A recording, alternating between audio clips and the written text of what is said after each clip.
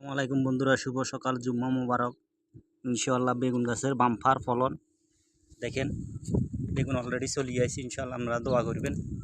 খাজুর গাছের গোয়াত লাগাইছি, তো ইনশাআল্লাহ তাপতিপের কারণে মানে হেফাজতের কারণে এরকম রয়েছে। দেখছেন না আপনারা? এই দেখেন বেগুন গাছ আরও আছে, খালি এক মুড়ানো কয়েকটা তো লাগাইছি। আপনার ইনশাআল্লাহ দোয়া করবেন বেগুন গাছ গুনলে। এটা হচ্ছে কদু গাছের ফলন। কদু গাছ সান্ডারলে বলে দেখতে মারিয়েন না, সবজি বুঝছেন টিকাইতে একটু কষ্ট হয়ে যায় না ঠান্ডার কারণে। তো কদু গাছ এই সাইডও আছে, বড্ড বড্ড হয়ে গেছে অবশ্য। কিন্তু বেগুন গাছের ফলন এটা হচ্ছে আরেকটা।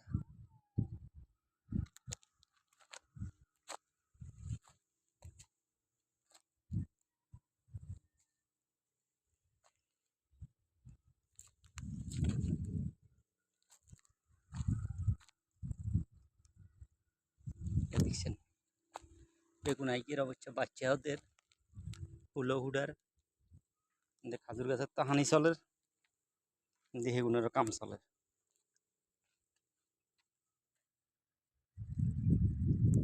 আসসালামাইকুম বন্ধুরা, শুভ সকাল, জুম্মা মুবারক।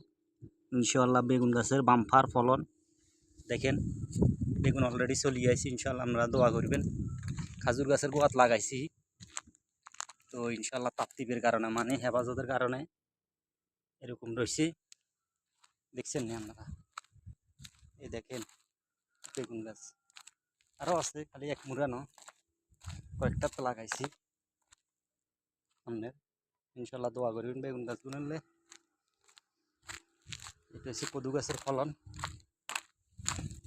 কদু গাছ সান্ডারলে বলে দেখতে মারিয়েন না, সবজি বুঝছেন টিকাইতে একটু কষ্ট হয়ে যায় না ঠান্ডার কারণে। তো কদু গাছ এই সাইডও আছে, বড্ড বড্ড হয়ে গেছে অবশ্য। কিন্তু বেগুন গাছের ফলন এটা হচ্ছে আরেকটা।